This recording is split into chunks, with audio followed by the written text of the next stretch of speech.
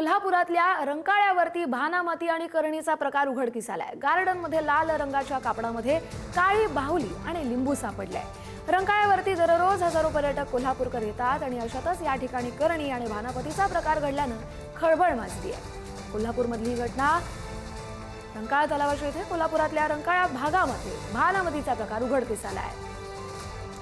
याच संदर्भात अधिकची माहिती घेऊया आपले प्रतिनिधी शेखर पाटील यांच्याकडून। शेखर, हा प्रकार सगळा काय आहे आणि पोलिसांनी या संदर्भात काही कारवाई केली आहे का?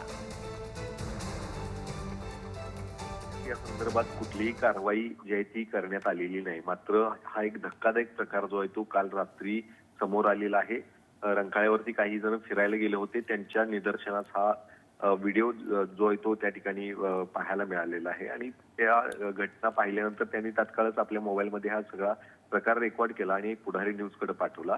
तर आपल्या कोल्हापूरमध्ये जर बघितलं तर गेल्या अनेक दिवसांपासून सातत्यानं असं भानामती करण्याचे प्रकार जे आहेत ते वाढत चाललेले आहेत आणि त्यामध्ये आता रंकाळ्यासारख्या पर्यटन स्थळावरती जिथं हजारो पर्यटक रोज येत असतात, कोल्हापूरकर येत असतात, तिथेच अशा पद्धतीनं भानामती आणि करणीचे प्रकार जे आहेत ते समोर आल्यामुळं नक्कीच एक धक्कादायक बाब म्हणावी लागेल।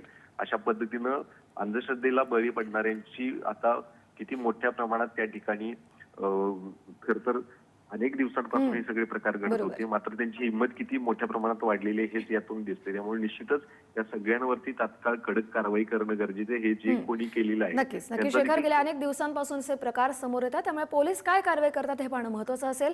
धन्यवाद शेखर, तुम्ही दिलेल्या सविस्तर अपडेट।